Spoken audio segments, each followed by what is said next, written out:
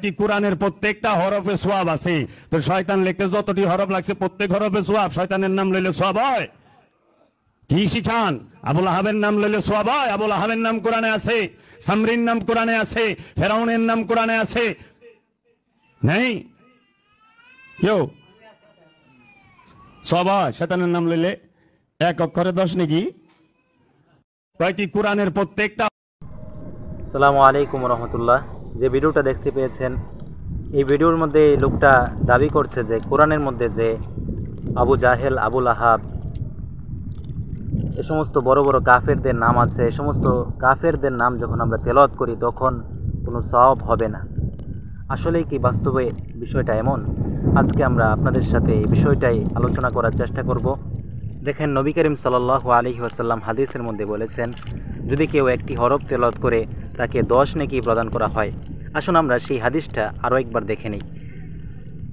নবী করিম সাল্লাল্লাহু আলাইহি ওয়াসাল্লাম বলছেন, মান ক্বরাআ হরফাম মিন কিতাবিল্লাহি ফালাহু হাসানাতুন ওয়াল হাসানাতু বিআশরি আমসালিহা লা আকুলু আলিফ লাম মিম হারফুন বাল আকুলু আলিফুন হারফুন লামু হারফুন মিমু হারফুন। নবী করিম সাল্লাল্লাহু আলাইহি ওয়াসাল্লাম বলছেন, হাদিসের সারসংক্ষেপ হচ্ছে যে ব্যক্তি কিতাবুল্লাহর একটি হরফ তেলাওয়াত করবে তাকে 10টি নেকি প্রদান করা হবে। আমি এটা বলছি না যে আলিফ লাম মিম এটা একটা হরফ, বরং আমি বলছি আলিফ লাম মিমের মধ্যে যে আলিফ আছে সেই আলিফটা হচ্ছে একটা হরফ, লামটা হচ্ছে একটা হরফ, মিম হচ্ছে আলাদা একটা হরফ। প্রত্যেকটা আলাদা হরফ, মানে আলিফ লাম মিম যদি কেউ তেলাওয়াত করে তাকে দেওয়া হবে 30 নেকি। দেখেন, কোরআনের মধ্যে যেই শয়তানের নাম বা ফেরাউনের নাম আছে, এ সমস্ত নাম যদি আমরা উচ্চারণ করি তাহলে এতে কোনো সওয়াব হবে না। কিন্তু আয়াত হিসাবে যদি আমরা তেলাওয়াত করি তাহলে শয়তান বা শাইতান শব্দের মধ্যে যতটা আরবি হরফ আছে সেই হরফ অনুযায়ী আমাকে অবশ্যই সওয়াব প্রদান করা হবে। এটাই হাদিস দ্বারা বোঝা যায়। এবার আসুন আরেকটা দলিল। যারা এই কথা বলে যে কোরআনের মধ্যে যে শয়তানের নাম আছে কিংবা ফেরাউনের নাম আছে, এই সমস্ত নাম যদি আমরা উচ্চারণ করি, তেলাওয়াত করি আয়াতের মধ্যে, তাহলে কোনো সওয়াব হবে না। তাদেরকে বলছি, কোরআনের যে জায়গার মধ্যে শয়তান বা ফেরাউনের নাম আছে সেই জায়গার মধ্যে কি আপনি অজু ছাড়া ধরতে পারবেন? বা সেই জায়গার মধ্যে কি আপনি পা লাগাইতে পারবেন?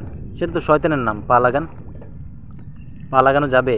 যাবে না। বোঝা গেল শয়তানের নাম হলেও সেই নামটা নিয়েছেন আল্লাহ সুবহানাহু ওয়া তাআলা, সেই নামটা উচ্চারণ আপনি করেন নাই, আল্লাহ তাআলা কোরআনের মধ্যে উচ্চারণ করেছেন, আল্লাহ তাআলা কোরআনের মধ্যে এনেছেন। বিদায় শয়তানের নাম আপনি তেলাওয়াতের মধ্যে উচ্চারণ করলেও সওয়াব হবে। এটাই স্পষ্ট কথা, এটাই যুক্তির দাবি। কোরআনের মধ্যে শয়তানের নাম থাকার কারণে যদি শয়তানের নাম উচ্চারণ করলে সওয়াব না হয়, তাহলে আল্লাহ তাআলা যে সমস্ত জায়গায় কোরআনের মধ্যে শয়তানের কথা, হুবহু শয়তানের মাকুলা এনেছেন, শয়তানের বক্তব্য উল্লেখ করেছেন, সেই জায়গার মধ্যে সেগুলো কি আবার আয়াত হবে না নাকি? যেমন আল্লাহ সুবহানাহু ওয়া তাআলা বলতেছেন শয়তানের কথা, যে শয়তান বলতেছে খলাকতানি মিন নারি ওয়া খলাকতাহু মিন তিন। এই সমস্ত আয়াত তো তাহলে শয়তানের কথা, শয়তানের বক্তব্য হওয়ার কারণে কোরআন থেকে বেরিয়ে যাওয়ার কথা আপনাদের বক্তব্য অনুযায়ী। তাহলে বোঝা গেল কোরআনের মধ্যে শয়তানের নাম থাকলেও সেটা যেহেতু আল্লাহ সুবহানাহু ওয়া তাআলা উচ্চারণ করেছেন, কালামুল্লাহর মধ্যে এনেছেন, এ সমস্ত নাম তেলাওয়াত করার দ্বারাও সওয়াব হবে, অবশ্যই হবে।